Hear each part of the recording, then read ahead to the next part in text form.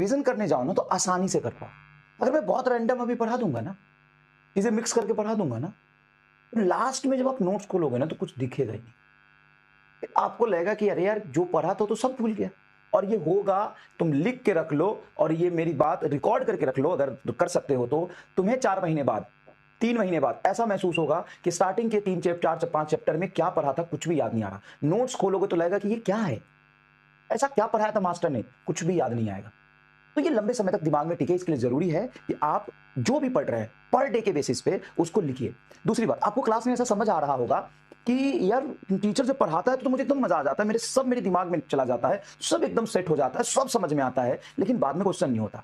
बात ये नहीं कि आपको सब समझ में आ रहा है, प्रॉब्लम ये है कि आपको लगता है कि सब समझ में आ रहा है, लेकिन कुछ चीजें, कुछ कनेक्शन, कुछ पॉइंट्स आप नहीं डॉट को कनेक्ट कर पाते हो।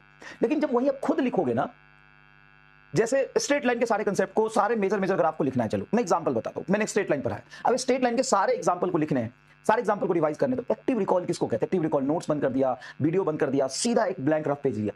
अब उस रफ पेज में देखो, आधे लोग किए बेटा, ऐसे तो ठीक है, आधे लोग बहुत अच्छी बात है, लेकिन आधे लोगों को करना चाहिए। उस रफ पेज में अब मैं क्या करूंगा सुनना, रफ पेज में क्या करूंगा कि मैं शुरू करूंगा, मास्टर ने स्ट्रेट लाइन पढ़ाया था, अब मैं सीधा यहां से जाऊंगा कि स्ट्रेट लाइन का मास्टर ने इक्वेशन बताया था y = mx + c। किसी भी एक स्ट्रेट लाइन का स्लोप हर जगह पे कांस्टेंट होता है। अब वो स्लोप को अगर लग रहा है कि मेरे पास अभी टाइम ज्यादा है तो मैं 50 और चीजें कर लूंगा, यहाँ की भी सीट, वहां की भी सीट, यहां से उठाए कर लूंगा, कोई फायदा नहीं करेगा। फायदा क्या करेगा कि क्या जो आप आज कर रहे हो उसको लास्ट तक कर पाओगे? रोज का काम आप रोज कर पा रहे हो? क्लास में पढ़ने के बाद क्या आप शॉर्ट नोट्स बना रहे हो? क्या क्लास में जो पढ़ा है केमिस्ट्री एंड फिजिक्स में स्पेशली, क्या उसको लिख के रिवाइज कर रहे हो? नहीं कर रहे हो तो अपना नुकसान कर रहे हो। जो आपको डीपीपी और सीट मिल रहा है वो कर रहे हो, इतना करो। और सुनो, स्टार्टिंग में उतना ही करना जितना तुम जनवरी तक, फरवरी तक रोज करने की औकात रखना, नहीं तो कुछ भी किया हुआ बेकार चला जाएगा, बर्बाद चला जाएगा, खत्म हो जाएगा। समझे? समझे? ठीक है। संघर्ष असाइनमेंट 3 कब आएगा? आज ही आ जाएगा बेटा, ठीक है, ठीक है, आज ही आ जाएगा। और 1-2 बच्चे मुझे मैसेज कर रहे हैं सर आपका नोट सफिशिएंट है, पेपर टफ आ रहा है। तो पेपर टफ आ रहा है तो 2025 में जो बच्चे सेलेक्ट हुए थे वो कहां से पढ़ के सेलेक्ट हुए थे? पीडब्ल्यू के।